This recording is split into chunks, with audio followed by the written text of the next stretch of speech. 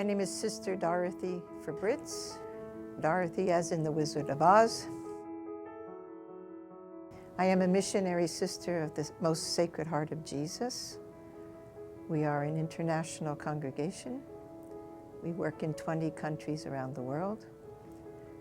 We attempt to convince people that God really loves them.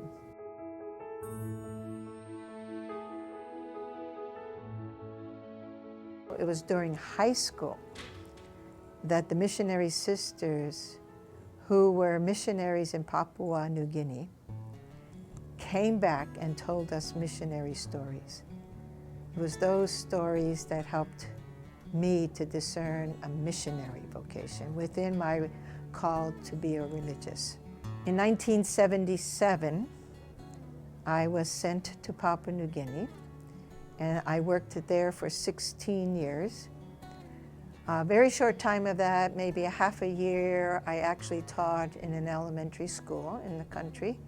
But then I was asked to be religion coordinator for the Diocese of Rabaul in East New Britain. That made me in charge of the religious education in 150 village schools. And I had to travel to those schools, and that was all around one larger island. So I was canoeing, I was outboard motor boat, small work boats. I was walking up and down mountains in tropical country, supervising the teachers to teach the religion. In 1993, I came back to the United States in the throes of re-immersion into my home culture, which after being in Papua New Guinea for 16 years was a challenge. I was asked to start a development office for our missionary work. So I did that for 5 years, and in the midst of working as a development director, I became aware of circus ministry. I got involved in what we call circus ministry. It's an outreach to the itinerant people that move on the 30 to 40 circuses in the United States. It's a ministry of presence, of living among the people, actually working a circus job. So this was quite different for our religious congregation. The first big challenge was learning the lifestyle. Sister Bernard and I actually held a circus job. We were employees. And we did the pastoral ministry during our free time. I call that the longest boot camp ever. But it's most important that we learn the challenge of living on the road and moving either every day or once a week, as we do here on Ringling Bros. On average, we do 300 to 400 miles on a Monday. Tuesday is dedicated to taking all the equipment off of the train, moving it to the arena, and setting up the ambiance in the arena. On Wednesday, typically, I can have class.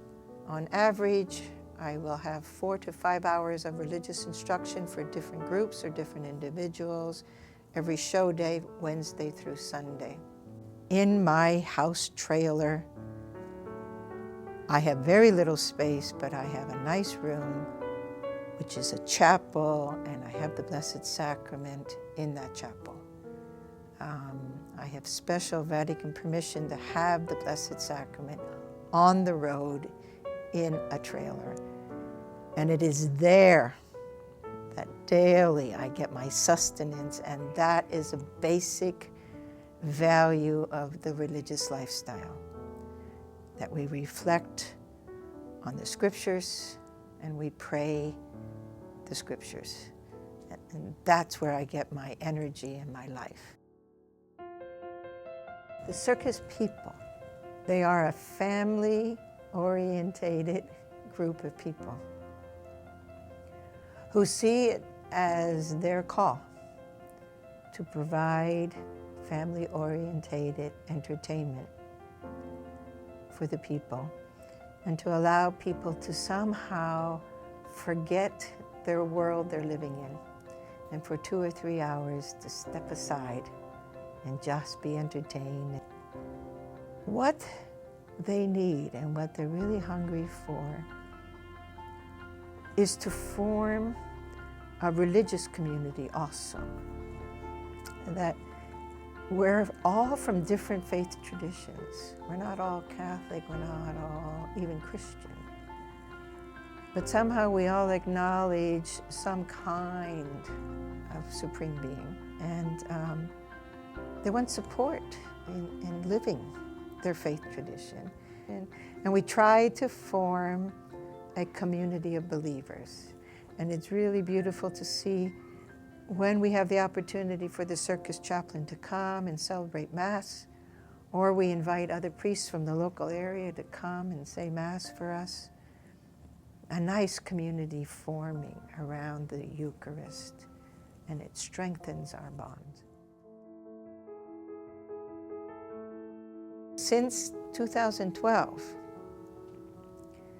I'm on a schedule of visiting one circus for 3 months, identifying, training, and then supervising a lay leader on that circus. A dancer, I have a production manager, I have dancers, I have wardrobe people who come and say, Sister, I can help you.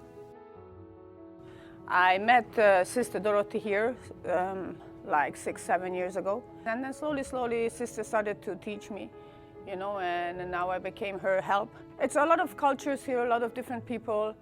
We also go through, it's like a little city, you know, it's like a little town traveling, you know.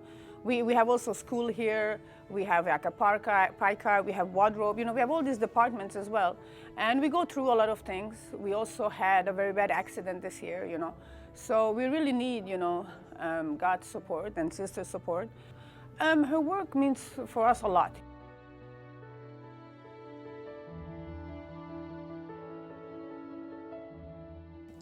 The easiest way to discern any vocation is to look into your life and see what do you love to be and what do you love to do.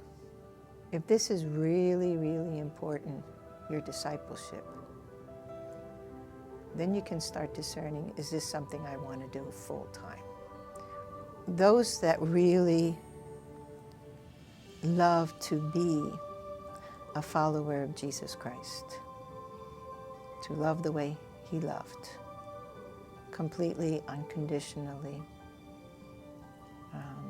to be the forgiving one, to be the compassionate one,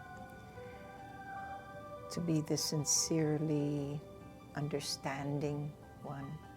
Are you being called to proclaim God's love and God's life to anybody and everybody, especially those not being reached?